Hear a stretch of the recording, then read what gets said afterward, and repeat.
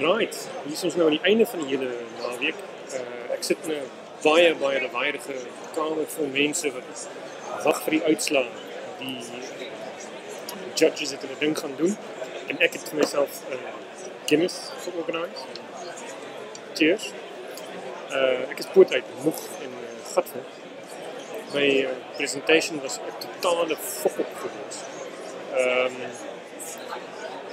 Nou ja, ek is baie tevrede oor hoe die naweek self uitgedraai het, maar behalwe vir die presentation was baie jammer.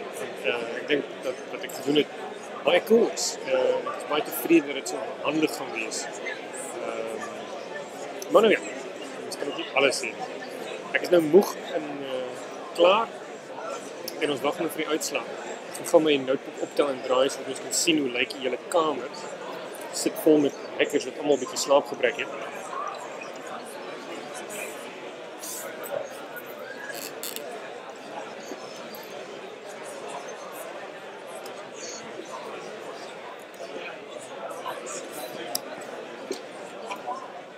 Maar ek moet sê, ek hou van die blou agtergrond en die gordyne hier agter my. Ek moet in die toekoms as ek ander potgooi maak ook sulke gordyne doen. Is nou genoeg. Nou 'n bietjie relax, biersuip en na musiek luister. Daar's vanaand spesiaal 'n band georganiseer vir die BBC, the Rumble Strikes. Ek sien uit daarna. Okay, tot later.